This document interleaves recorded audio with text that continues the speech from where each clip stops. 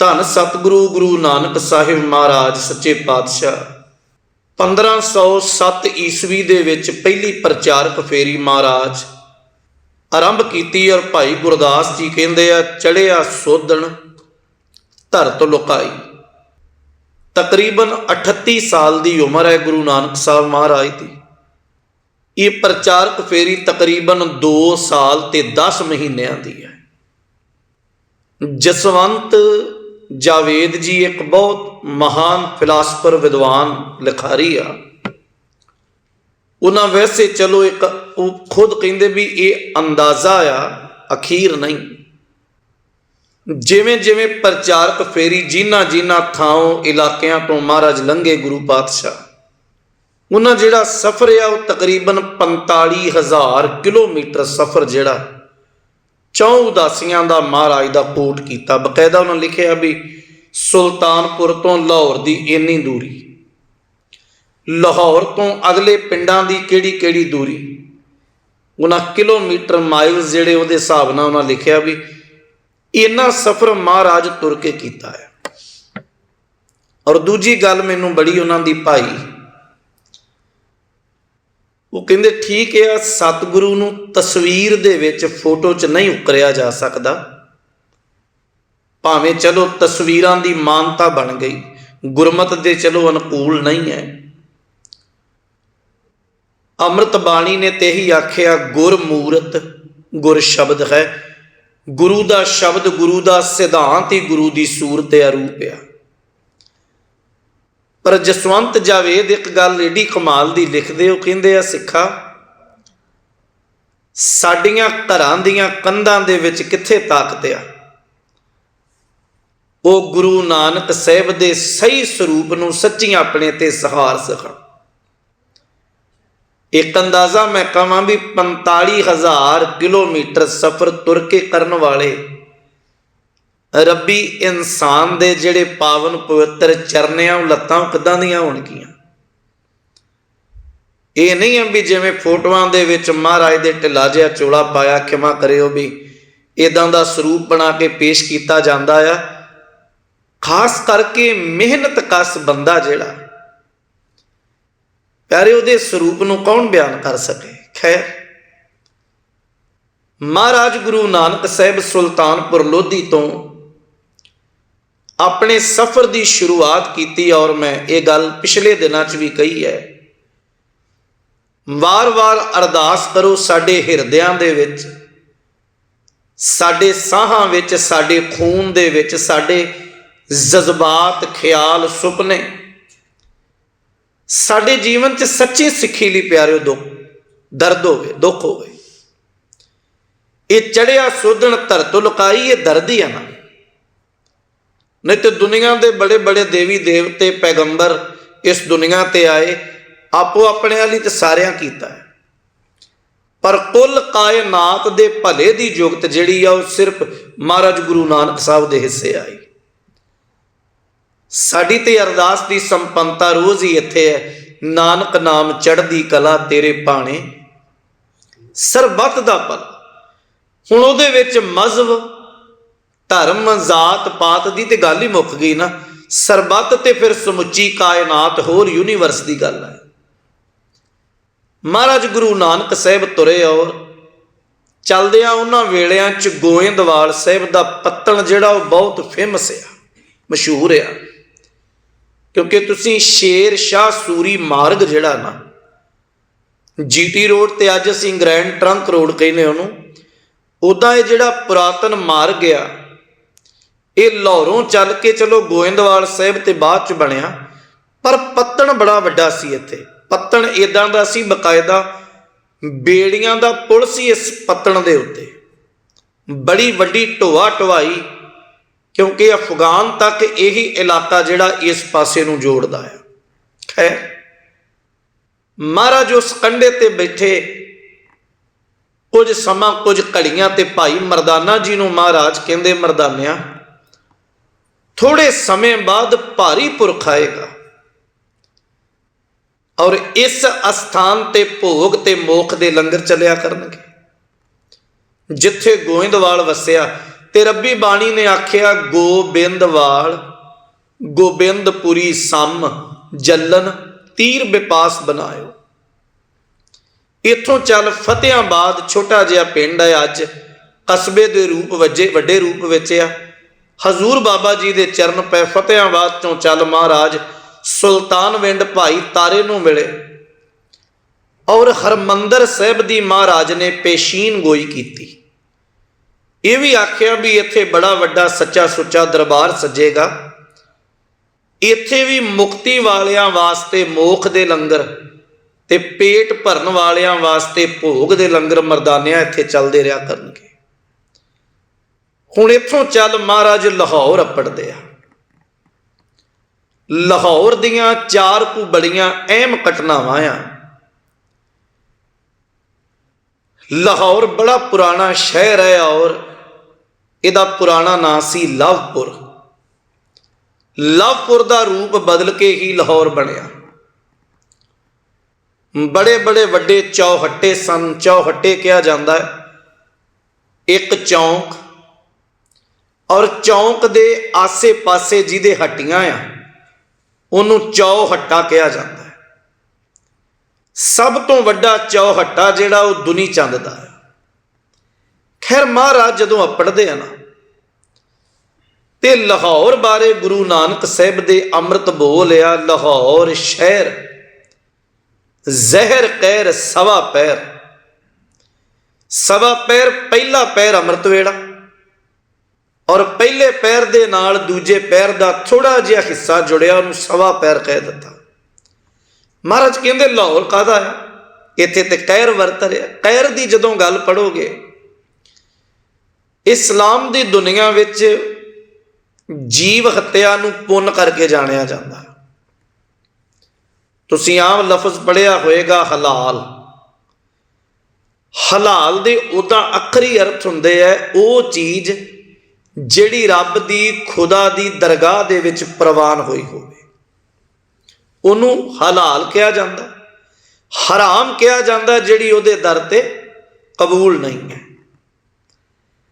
हुण जदों जीव हत्या करते सन छोटा जिहा टक ला देना साह रग दे उत्ते, किसी भी जीव दे इक्को दम नहीं वढ़ देना, झटका नहीं कर देना। छोटा जिहा टक लाउणा साह नाली दे उत्ते, साह रग दे उत्ते, ते जिन्ना चिर फिर वो जीव तड़फदा उन्ना चिर वो कलमा पढ़दे। जिहड़ा कलमा पढ़न का समा आ उहदे च मन्निया जांदा जिन्ना चिर वो जीव मर ना जांदा कहा जाता भी हुण ये खुदा दे दर ते प्रवान हो गया ते हुण ये हलाल आ। महाराज गुरु नानक साहिब सच्चे पातशाह दुनिया का दर्द समझण वाले, क्योंकि बाणी भगत रविदास पातशाह कहंदे आ सो कत जानै पीर पराई जाके अंतर दर्द ना पाए। दूजे दे दर्द नूं कौन जाने जिन्हें खुद दर्द नूं महसूस नहीं किया। वही दर्द महसूस करता ना जिन्हों पहला खुद नूं दर्द होया होवे दूजे दे दर्द नूं तो ही महसूस करेगा। ये तो मालक गुरु नानक साहिब सच्चे पातशाह आ जिहड़े लोकां दे दुनिया दे दुखियां दे दर्दां नूं महसूस करदे। महाराज कहंदे ने किहड़े कमी लगे हो। अमृत वेला उस खुदा दे नाम नूं चेते करन दा, पर इत्थे तुसीं कहर वरत रिहा। ये अमृत वेले दी संभाल करो, सच दे रस्ते ते तुरो। इथों चल के महाराज सच्चे पातशाह पहला जिहड़ा पिंड आया वो दुनी चंद का चौहट्टा आउंदा आ। दुनी चंद नूं उस वेले लोकी सेठ करोड़िया भी कहंदे सन। करोड़िए तो भाव सी जिहदे कोल बहुत पैसा होवे। साडे पिंडां दे माहौल आ, अमीर बंदियां नूं असीं आम कहने आ शाह जी की हाल आ। लोकां दियां पिंडां विच अल्लां पै जांदियां भी ये शाह परिवार आ, खानदान आ। ये धन की एक रूप रेखा आ भी धन नूं दुनिया के सामने पेश करन दा ढंग। हुण जदों महाराज गुरु नानक साहिब सच्चे पातशाह गए ते प्रिंसीपल सतबीर सिंह होरां ने यह गल अपनियां किताबां दे विच दर्ज कीती है भी तकरीबन दुनिया के जिन्ने धार्मिक अस्थान है जां हर बंदे दे अंदर दी एक कोशिश है भी अमृत बाणी कोई भी असी आरंभ करते हैं ना, तो साडी कोशिश होंदी है भी इनू संपूर्ण करके ही उठीए। जपजी बाणी है, सुखमनी साहब है, कोई भी बाणी है, आम साडे ख्याल आपां कोई जरूरी भी काम होवे असी कहने थोड़ा नेम निभा के फिर गल करते, पर वो कहते ने सचखंड श्री हरमंदर साहिब ये मर्यादा आरंभता तो चली आउंदी कि आसा की वार दी चौंकी आरंभ होनी 12 तो 15 के करीब पौड़ियां जड़ियां जां आसा दी वार पढ़ ली जाती है। उहदे तो बाद फिर धन श्री गुरु ग्रंथ साहिब जी का प्रकाश हुंदा है, उहदे तो फिर आसा दी वार संपूर्ण हुंदी है। वो कहंदे ने चाहया जाए पहला जां बाद विच भी संपूर्ण की जा सकती है, पर असल दे विच इहदी मर्यादा बन्नण वाले भाई साहब भाई मनी सिंह आ। उन्हें आख्या भी गुरु नानक साहिब महाराज ने दुनी चंद दे चौहट्टे दे उत्ते 15 पौड़ियां, आसा की वार दियां 15 पौड़ियां, लाहौर दुनी चंद का जिहड़ा घर का चौहट्टा चौंक आ महाराज उहदे च बह के उचारी, और 15 पौड़ियां दे विच सिर्फ दुनी दी गल आ, दुनी दे गुमान दी गल आ। कपड़ रूप सुहावना छड़ दुनिया अंदर जावना, ये दुनी दी गल आ, गुमान आ भी जिंदगी मिली है, पर इस जिंदगी ने समा पा के एक ना एक दिन जरूर मुकना है। फिर अगलियां 9 पौड़ियां धन बाबा फरीद साहब जी का पवित्र स्थान पाकपटन की धरती ते 9 पौड़ियां गुरु नानक साहब महाराज पाकपटन की धरती ते उचारते हैं। और जदों सेठ दुनी चंद मिलता ना, 2 घटनावां इत्थे वापरियां। पहली घटना यह है दुनी चंद जिहड़ा आ वो अपने बाप का श्राद्ध करता, मलक भागो भी ब्रह्म भोज करदा, ध्यान देना। ते जिहड़ा दुनी चंद है वो उस वेले श्राद्ध कर रहा बाप का, अमीर बंदा सी और कई तरह के पकवान बनने और लोगों का रोज आना, कई कई दिन ये ब्रह्म भोज चलण वाला जां कई श्राद्ध चलण वाला। पर जिन्ने लोग आउंदे सन सारियां दी जुबान ते सिर्फ दुनी चंद की सिफत सी भी दुनी चंद वर्गा कोई बंदा ही है नहीं। इन्नियां सिफतां ये अपने बाप नूं याद करदा भी बजुर्गां नूं याद करना चाहिए, बड़ी चंगी गल है। इन्हां सारे लोकां दे विच एक पासे महाराज गुरु नानक साहिब ते उन्हां दे साथी विराजमान है। इक्को ही शख्सियत है जिन्हां दी रसना दे उत्ते एक अकाल पुरख की सिफत है, बाणी दे बोल है। खैर दुनी चंद चल के बाहर आया, बाबा सारे लोग बैठे श्राद्ध कर रहे हैं, खा रहे हैं, तुसी एक पासे क्यों बैठे हो, कुछ खाओ। महाराज गुरु नानक साहब कहते नहीं असी ऐसा नहीं खाते। उन्हें आख्या जी ऐसा वैसा तो कोई नहीं, बड़े तरह तरह के स्वादले पकवान बने, छको तो सही। मालक गुरु नानक साहब महाराज कहते जेड़े मनोरथ नूं मुख रखदे आ, तू श्राद्ध किया है, तेनों पता दुनी चंद तेरा श्राद्ध पूरा नहीं होया। उन्हें आख्या ये किदां हो सकता है। सारियां नालों वखरी गल सी कली गुरु नानक साहब दी, क्योंकि असी संसार नूं जदों खुश करन दे वजाने च है ना, ईवन असी सारे इत्थों तक कहने नहीं तुहाडे वर्गा कोई नहीं। बड़ा कमाल दी गल है ये साडा, क्योंकि मनोरथ जिहड़ा साडी पकड़ सुरत जिहड़ी वो माया तक है, माफ करे। ये तो वो है ना भी सच तो वही कह सकता जिहदे अंदर पकड़ नहीं। जदों महाराज गुरु नानक साहब सच्चे पातशाह अलहदी गल की ना, हैरान होया दुनी चाहते किदां हो सकता है। अज जिन्ने धार्मिक लोगों की कतार बैठी है सब दे इक्को बोल है, और अज नहीं सालां दे साल हो चले श्राद्ध करदे हैं। ਇੱਥੇ ਫਿਰ ਗੁਰੂ ਬਾਬਾ ਜੀ ਪਹਿਲੀ ਗੱਲ ਇਹ ਕਹਿੰਦੇ ਆ, ਦੁਨੀ ਚੰਦ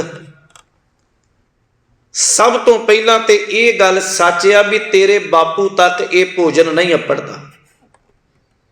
ਕਾਰਨ ਕਹਿੰਦੇ ਨੇ ਤੇਰਾ ਬਾਪ ਤੇਰੇ ਹੀ ਮਹਿਲਾਂ ਦੇ ਨੇੜੇ ਭੁੱਖਾ ਬੈਠਾ ਆ।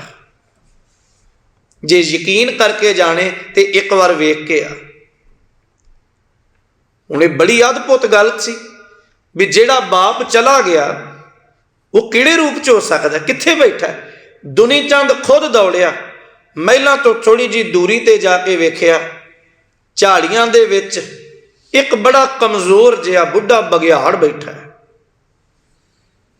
ਵੇਖ ਕੇ ਦੁਨੀ ਚੰਦ ਮੁੜ ਆਇਆ, ਕਹਿਣ ਲੱਗਾ ਹਜ਼ੂਰ ਬਾਬਾ ਜੀ ਉੱਥੇ ਤੇ ਬਗਿਆੜ ਬੈਠਾ, ਬੜਾ ਭੁੱਖਾ ਜਿਹਾ ਕਮਜ਼ੋਰ ਜਿਹਾ। ਮਹਾਰਾਜ ਕਹਿੰਦੇ ਨੇ ਉਹ ਬਾਪ ਹੀ ਹੈ ਤੇਰਾ।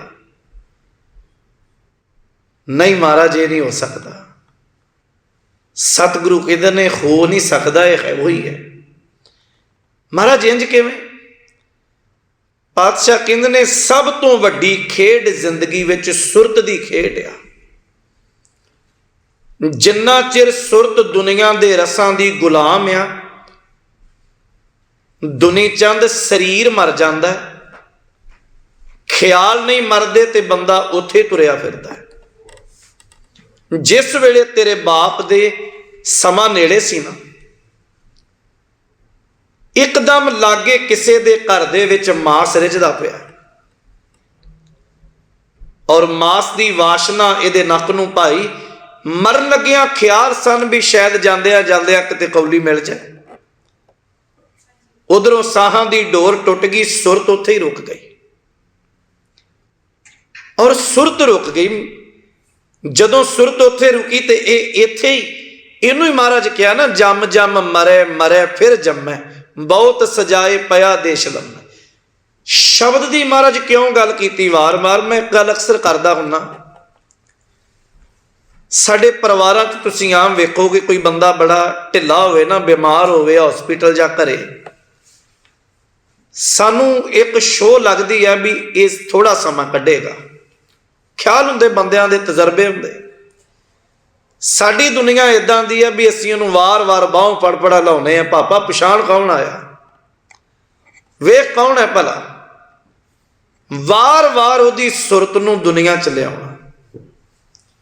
ਚਲੋ ਕੁਝ ਗੱਲਾਂ ਆਮ ਬੰਦੇ ਖਰੜ ਗਿਆਨੀ ਨਹੀਂ ਮੰਨਣਗੇ, ਪਰ ਮੈਂ ਕਹਿ ਦਿਆਂ ਜਿਹੜੀ ਗੱਲ ਸਹੀ ਹੈ। ਦੁਨੀਆ ਤੇ ਤੁਸੀਂ ਵੇਖੋਗੇ ਨਾ, ਆਮ ਕਰਕੇ ਕਿਤੇ ਗੱਲ ਚੱਲੇਗੀ ਨਾ, ਜਿਹੜੇ ਮੁਸਲਮਾਨ ਇਜ਼ਮ ਆ, ਜਿਹੜਾ ਇਸਲਾਮ ਆ, ਉਹਦੇ ਵਿੱਚ ਇਹ ਗੱਲ ਵਾਰ-ਵਾਰ ਚੱਲਦੀ ਹੈ। ਜਿਹੜੀ ਭੂਤਾਂ ਪ੍ਰੇਤਾਂ ਦੀ ਗੱਲ ਚੱਲੇਗੀ, ਇਹ ਨਾ ਕਿਉਂ ਵੀ ਮੈਂ ਉਸ ਪੱਖ ਨੂੰ ਤੁਰ ਪਿਆ। ਆਮ ਤੌਰ ਤੇ ਮਰਨ ਤੋਂ ਬਾਅਦ ਬਹੁਤਾ ਵਾਸਾ ਮੁਸਲਮਾਨਾਂ ਦਾ ਹੋਏਗਾ। ਉਹਦੇ ਕਾਰਨ ਇਹ ਆ ਵੀ ਸਾਡੇ 'ਚ ਮਹਾਰਾਜ ਨੇ ਇੱਕ ਗੱਲ ਇਹ ਰੱਖੀ ਵੀ ਸਰੀਰ ਮੁੱਕਿਆ, ਇਹਦਾ ਨਾਲ ਦੀ ਨਾਲ ਸੰਸਕਾਰ ਕਰ ਦਿਓ। ਬਾਣੀ ਦਾ ਵੈਸੇ ਬਚਨ ਹੈ, ਜਦੋਂ ਆਪਾਂ ਸ਼ਬਦ ਪੜ੍ਹਦੇ ਨਾ, ਧਨ ਕਹੇ ਤੂੰ ਵਸ ਮੈਂ ਨਾਲੇ, ਪਰੇ ਸੁਖ ਵਾਸੀ ਬਾਲ ਗੋਪਾਲੇ, ਤੁਝੇ ਬਿਨਾ ਹੋ ਕਿਤਹੀ ਨਾ ਲੇਖੈ, ਵਚਨ ਦੇ ਛੋੜ ਨਾ ਜਾਸਾ। ਬੜੀ ਪਕੜ ਆਪਣੇ ਤੇ ਚੀਜ਼ ਜਿਹੜੀ ਮੁੱਲ ਲੈਨੇ ਬੰਦਾ ਦਾ ਇਹ ਨਹੀਂ ਛੱਡਣ ਨੂੰ ਜੀ ਕਰਦਾ। ਜਿਹੜੀ ਆਤਮਾ ਸਰੀਰ 'ਚ ਰਹੀ ਆ ਸਾਲਾਂ ਦੇ ਸਾਲ, ਉਹਦਾ ਇੰਨਾ ਮੋਹ ਆ ਇਸ ਬਾਡੀ ਦੇ ਨਾਲ, ਜਦੋਂ ਸਰੀਰ ਮਰਦਾ ਆ, ਇਹ ਸਤਿਪੁਰਸ਼ਾਂ ਦੇ ਬੋਲ ਆ, ਮੇਰੇ ਨਹੀਂ, ਨਾ ਮੈਂ ਪੜ੍ਹਿਆ। ਉਹ ਕਹਿੰਦੇ ਆਤਮਾ ਸਰੀਰ ਦੇ ਗੇੜੇ ਲਾਈ ਜਾਂਦੀ ਬੈਠੀ ਵੀ ਇਹਦੇ 'ਚ ਰਿਹਾ ਆ ਮੈਂ। ਸਰੀਰ ਸਵਾਹ ਹੁੰਦਾ, ਬੀਰਾ ਬੀਰਾ ਕਰ ਰਹੀ ਬੀਰ ਭਏ ਬਹਿਰਾਏ, ਬੀਰ ਗਏ ਘਰ ਆਪਣੇ ਬਹਿਣ ਬਿਰਹਿ ਜਲ ਜਾਏ। ਦੇ ਸੜ ਗਈ, ਇੱਕ ਮਿੱਟੀ 'ਚ ਦੱਬ ਦਿੱਤਾ, ਮੁੱਕਿਆ ਨਹੀਂ ਹੈ। ਸਰੀਰ ਹੈ ਔਰ ਕਬਰ ਪੂਜਕ ਲੋਕ ਉਥੋਂ ਸਿਸਟਮ ਚੱਲਿਆ। ਉਹ ਦਿਸਣਾ ਆ, ਉਹ ਵੇਖਣਾ ਆ, ਕਿਉਂਕਿ ਉਹ ਪਕੜ ਇੰਨੀ ਸੀ ਵੀ ਇੱਥੇ ਆ ਸਾਰਾ ਕੁਝ।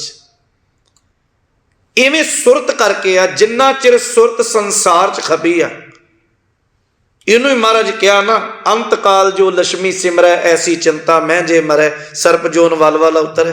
ਹਾਂ, ਸਾਡੇ ਬੰਦੇ ਜਿੱਦਾਂ ਮਰਜ਼ੀ ਅਰਥ ਕਰੀ ਜਾਣ, ਪਰ ਜੋ ਹੈ ਉਹ ਉਹੀ ਰਹਿਣਾ। ਖੈਰ, ਮੈਂ ਗੱਲ ਨੂੰ ਉੱਥੇ ਲਿਆਵਾਂ।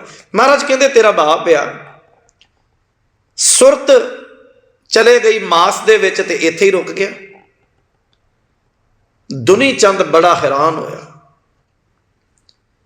वो कहन लगा महाराज आ जिहड़ा खवाया जा रहा श्राद्धां दे नां ते फिर महाराज कहंदे सब टकवांज है, धर्म दे नां ते ठगी है। दुनी चंद भोजन छकाउणा माड़ी गल नहीं है, पर भोजन हमेशा लोड़वंदां नूं खवाया ही फली भूत हुंदा है। इत्थे ही महाराज ने ये बचन कहे जिहड़े आपां सांझे करदे आ, जे मुहाका घर मोहे घर मोहे पितरी दे। बड़े प्यारे दे अर्थ महाराज पुछदे दुनी चंद दे सामने बा के पंडित जी नूं भी श्राद्ध किहदा किहदा करदे हो? उन्हें आख्या जी सारियां दा। फिर महाराज बड़े लॉजिक नाल गल कही भी मान लो किसी चोर ने श्राद्ध कराउणा होवे, चोर ने श्राद्ध कराया ते चोर नूं जिन्ना समान समगरी लेके दित्ती उन्हें किहड़ा मुੱਲ लियानी तो उन्हें चोरी करके ही आ। महाराज कहंदे जिन्ना समान आया वो सारे दा सारा पितर लोक विच पंडित जी चला गया। ते हो सकदा जिन्हां दे घरों चोरी कीती गुआंढियां दे आगा उन्हां दा बजुर्ग भी उत्थे बैठा होवे, उन्हें तो मिंट लाउणा सब पछाण लैणा भी आ ते समान मैं न्याणिਆਂ नूं लैके दित्ता ये इत्थे किते तुरिया फिरदा।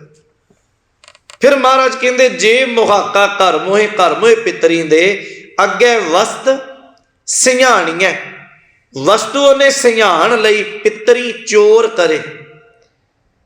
बंदा चोर ते है ही है, उहदे पितर बजुर्ग भी चोर बन गए। जदों पता लगना आ भी एक किद्दां समान अपड़िया, तफदीश हुई, वड्डियां हथ दलाल के मुसफी ए करे, नानक अगे सो मिले जो खट्टै कर लैंदे। असल च ते जो जाना प्यारे हो वो आ तुहाडी कालना जो असी खट्टिया है। जियो निर्मल बाहरों निर्मल, बाहरों निर्मल जियो निर्मल, सतगुर ते करनी कमाणी, कूड़ की सोए पहुंचे नाही मनसा, सच समाणी जन्म रतन जिनी खट्टिया। वेखो रहना परिवारां च मैं फिर अर्ज करिया महाराज ते इन्ना सौखा जीवन दिता सानू। गुरु पातशाह कहंदे आ रह संसार च बच्चियां नूं पाल, तेरे घर बहुत सोहना होवे, मापियां दी सेवा कर, सब कुछ होवे, पर जिंदगी च वार वार इक्को ही गल है भी कर्म ना माड़ा होवे, दिल ना किसी दा दुखा। अपनी जिंदगी नूं इन्ना क हल्कियां लैके चल। और ये भी गल्लां बड़ियां कमाल, वेखो संसार च रहिंदे आ जिद्दां बंदा ये गल समझे ना, वेखो आपां रिश्ते प्यारे हो की आ, रिश्ते ये नहीं आ भी जिहड़े नाल जन्मे आ, जरूरी नहीं है भी नाल जम्मण वाले ही नहीं बनाया। तुसी रिश्ता लभोगे तुहानू हर अगले थां ते रिश्ता मिल जाए। संसार नूं समझोगे हर भैन हर भरा, मां बाप मित्र सज्जन हर थां मिलते हैं। गल तुहाडे अंदर ते खड़ोती आ भी जिथे जिथे आ संजोग बनता ना, एक गल पक्की है भी जो रिश्ता ये निभ गया ये निभ जाए, दोबारा ये रिश्ता कदे नहीं मिलना। असी जिन्ने कट्ठे होए हैं, चाहे वह भैन भरा आ सज्जन मित्र आ, जो कुछ आ जीवन च आ, हर बंदा जानदा ये सांझा दोबारा नहीं मिलनियां। ते चंगी गल है जे किते ये रिश्ते सहजता दे नाल सुचज्जेपन नाल लंघ जाण, क्योंकि गल ते अंदर ते खड़ोती ना सारी, साडे अंदरों ख्याल की जन्म लै रहे। गुरु नानक साहब कहंदे आ दुनी चंद सच यही हुआ, नानक अगे सो मिले जो खट्टे काले दे। जो खट लिया कालना काल ली, एदा ही फल जिहड़ा आ वो मालक दी दरगाह तक अपड़ना, बाकी कुछ नहीं जाना। पर जदों दुनी दा गुमान चढ़िया होवे ना, वो इन्नी छेती लैंदा नहीं। हुण उन्हें बैठा महाराज नूं पता है भी लोहा गर्म आ, हुण सट वेखो बापू ने कैसी मारी। महाराज कहंदे आ तू बड़ा बादशाह आ तेरी हवेली दे उत्ते 7 झंडे झूलदे आ, लखां करोड़ां रुपये दा तू मालक आ, किसी चीज़ की कमी नहीं। असीं ते फकीर बंदे आ। हाँ गल्लां सानू जरूर सच दियां आउंदियां, कोई शक नहीं है, पर मेरा एक छोटा जिहा काम कर सकदा है। उन्हें आख्या क्यों नहीं महाराज, तुसीं इन्ना कुछ मैनूं सच दस्सिया, इन्ने तुहाडे बोलां च पवित्रता आ, हुक्म करो तुसीं। महाराज ये सारी गल करके फिर वो सूई दिंदे आ, कहंदे ने सांभ के रखी ते अगां अगले लोक च लवांगे, उत्थे लोड़ पएगी। उन्हें आख्या ठीक है। तुसीं अंदाजा लो भी मन करके कोई बंदा किन्ना क सुता होया ना। तां ही महाराज कहंदे आ ना, सरवण सोए सुन निंद विचार, रसना सोई लोभ मीठे साध, मन सोया माया बिस्मा। अज लोग देवे देवतियां दीयां गल्लां करदे आ, हासो ही नहीं गल करदे, पर जदों बाणी पढ़दे महाराज ऐसियां गल्लां कईयां। भगत कबीर साहब कहंदे, जागै सुख दिओ अकरूर, हणवंतर जागै धर लंकूर। हनुमान वर्गे माया दे मोह तो जागियां च लिखे महाराज ने। बड़ा औखा है माया दे मोह तो जागना। पर जदों महाराज जो सूई दित्ती, लै गया घर, पत्नी नूं पकड़ाई भी फकीर बाबा जी आए जिहड़े कल दे बैठे, बड़ियां सोहणियां गल्लां कहीआं, असांभली अगले लोक च मंगदे आ। उन्हें ते आम गल कही,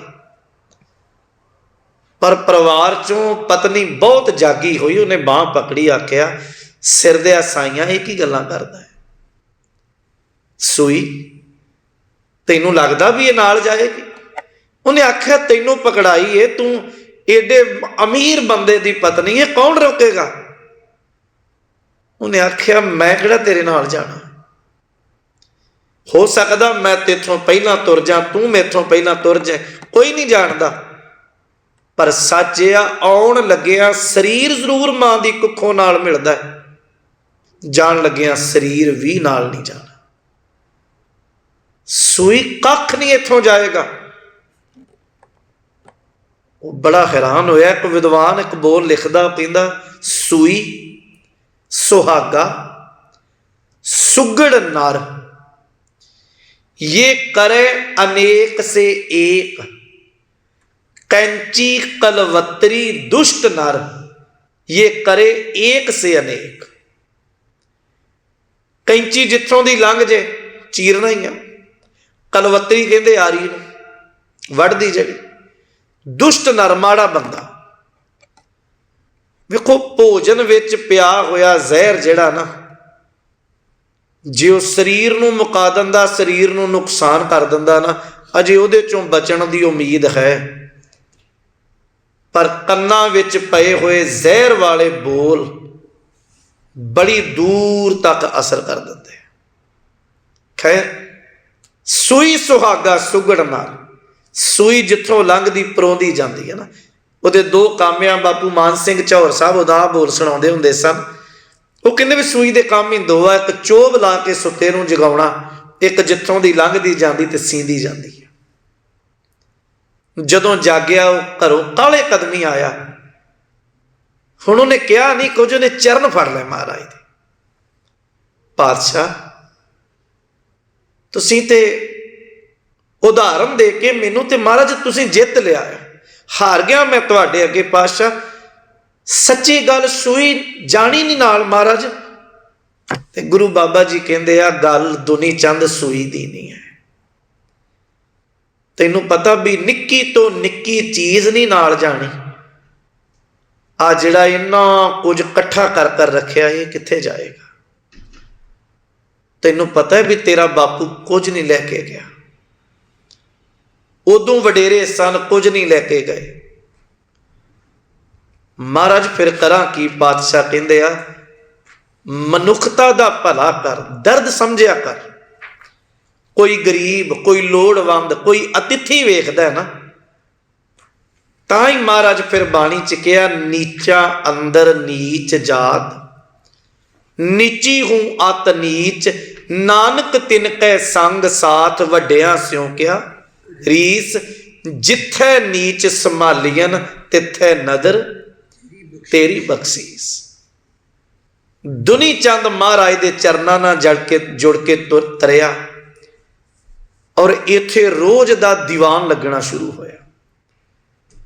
इतिहास मुताबक महाराज 12 दिन रहे जी दुनी चंद के चौहटे ते। 12 ਦਿਨਾਂ ਦੇ ਦੀਵਾਨ ਦੇ ਵਿੱਚ ਇੱਕ ਛੋਟਾ ਜਿਹਾ ਬੱਚਾ ਮਹਾਰਾਜ ਨੂੰ ਮਿਲਦਾ ਆ। ਉਹਦੀ ਉਮਰ ਵਿਦਵਾਨਾਂ ਵੈਸੇ 6 ਕੁ ਸਾਲ ਲਿਖੀ।